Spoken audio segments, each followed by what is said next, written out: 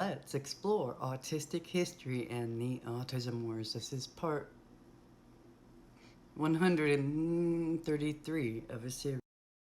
Alright, I'm going to share with you a post that was written by an autistic on autistic.org back in the year 2000 in regards to the activities these parent-founded autism organizations are doing, especially with the Hear Their Silence rally that is being planned in Washington, D.C.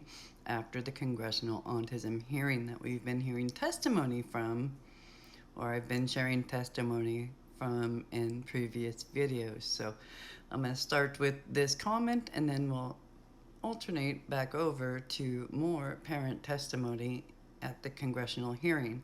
But mind you, no autistic was included in a meaningful manner in this hearing or any of the others that came before this. So these are the voices that the nation didn't hear and didn't know even existed in this manner. We were silenced. And again, all of this information is available on the Wayback Machine in the year 2000. If you look up autistics.org in the library section. So it's all available if you want to find it yourself and do more research. I highly encourage you to go that direction if you so choose. There's just so much I can't even begin to cover it all here. This is just a little bit to give you a feel of what was happening in this era.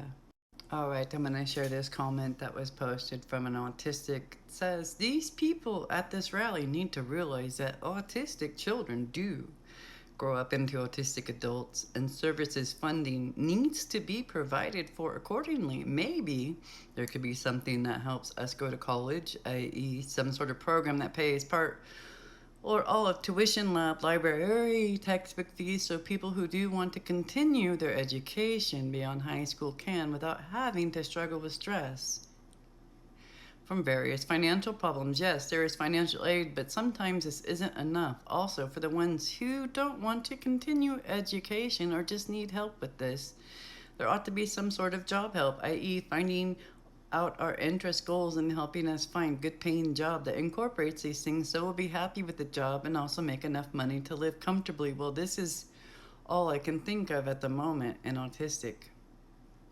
Another person writes,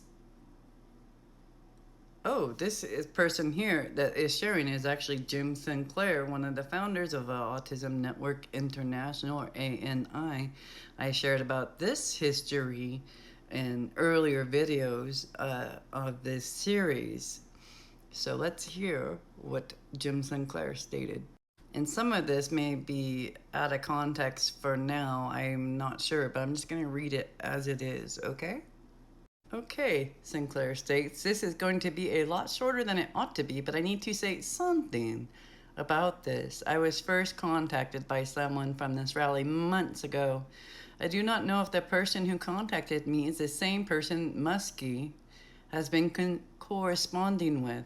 And Muskie is someone I don't know, but assuming someone that Sinclair works with in the autistic community and advocacy is my guess. So I would have to spend some time searching through my saved files, mail files, to find it. So this right now will just be a quick rundown based on memory. The person wrote to me asking if I would speak at the rally. I looked at the web page that was up and then wrote back expressing some grave reservations. I expressed that the sender's email, and autism, raised my serious concern that she was holding and promoting an idea of autism that differed radically from anything I'd be interested in supporting. I further pointed out that the photo collection project on their website, in which they are asking people to send photos of autistic people, compared the desired collection of photos to the Vietnam Memorial. I said that autistic people are not victims and that comparing us with war casualties would not be appreciated. In the brief correspondence that ensued, I did raise the question, and Remember, this was months ago when they would have had ample time to act on the suggestion, if they had chosen to, of whether the rally's goals and message might be reconsidered to be more in line with the goals of autistic advocacy. The responses I received indicated that my correspondent was not really grasping what I was saying and was more interested in persuading me than the existing approach was really all right than in considering any possibility of change. At some point, being too busy and overwhelmed with potentially productive activities continue. All right. At some point, being too busy and overwhelmed with potentially productive activities to continue with the figurative head banging against figurative brick wall, I allowed the correspondence to lapse. The other day, I looked at Muskie's site and at her correspondence with a rally organizer. Again, I have no idea whether the person Muskie was writing to is the same person I corresponded with. Whether it's the same person or not, clearly the concerns and issues I raised all those months ago never received any serious discussion or consideration, and still are not receiving serious discussion and consideration now when Muskie is raising them again. These people are trying to sidestep the issue by claiming that their only goal is to raise awareness about autism.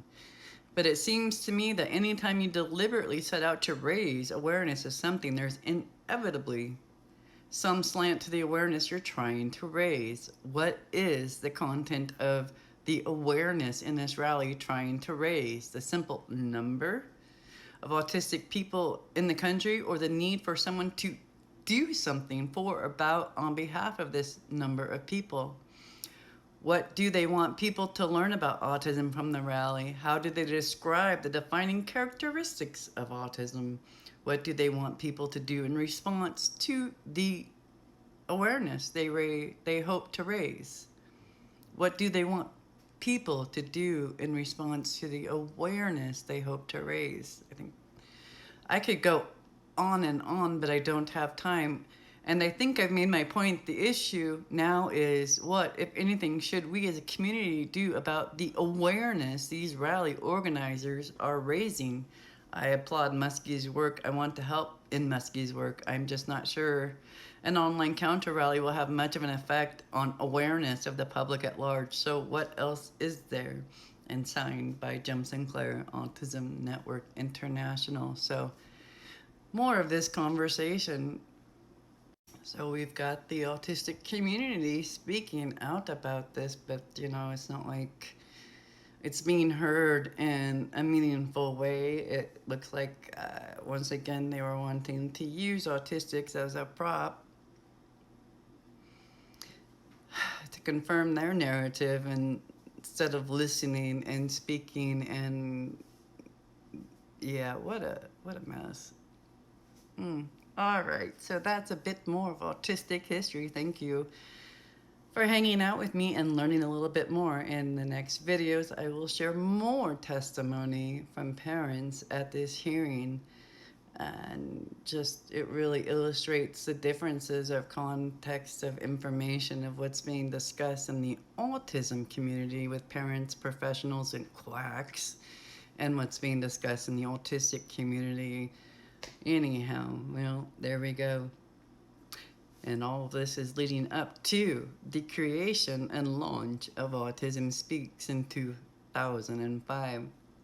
See you next time.